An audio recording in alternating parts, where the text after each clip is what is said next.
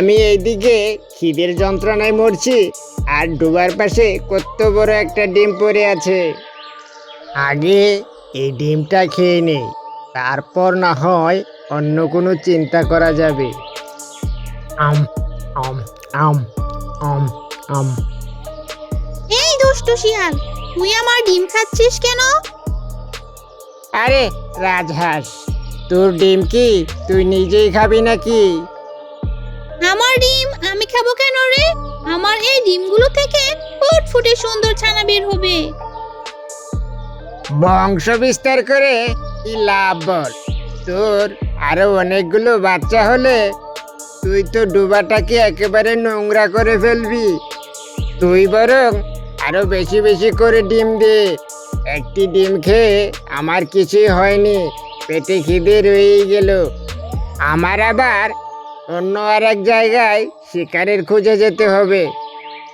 একদিন দেখবি তোর এই ডিমগুলো খেয়ে অনেক বছর পর আমি বাচ্চা দিয়ে এই গ্রামটিকে একেবারে ভরে ফেলবো। তখন দেখবি শিয়াল আর শিয়াল। হা হা হা হা হা। তারপর শিয়াল সেখান থেকে চলে যায়। আমি এখন থেকে আর ডোবার পাশে ডিম পারবো না, ডোবার মাঝখানে ডিম পারবো, যাতে করে ওই দুষ্টু শিয়াল ডিমগুলো খেতে না পারে।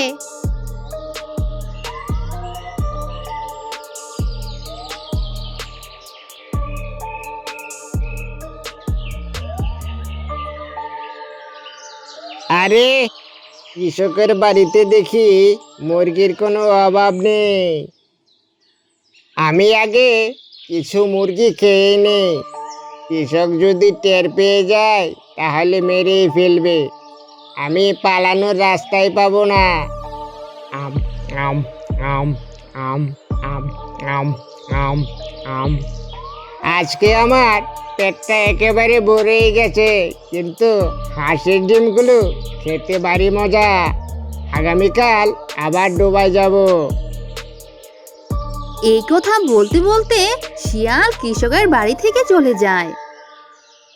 হায় রে, আমার কপালটাই খারাপ।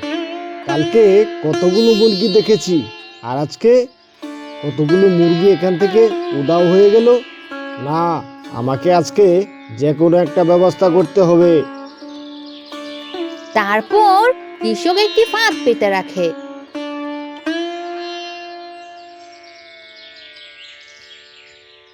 পরদিন শিয়াল আবার ডোবার পাশে যায়, আর গিয়ে দেখে ওই চালাক রাজহাঁস ডোবার মাঝখানে একটি ডিম পেড়েছে। আরে রাজহাঁস, তুই দেখছি অনেক চালাক, তবে আমি কিন্তু সাঁতার জানি। তারপর শিয়াল সাঁতার কাটতে কাটতে ডোবার মাঝখানে চলে যায়, আর গিয়েই রাজহাঁসের ডিমটি খেয়ে ফেলে। আর ডিম খেয়েই সে সেখান থেকে চলে যায়।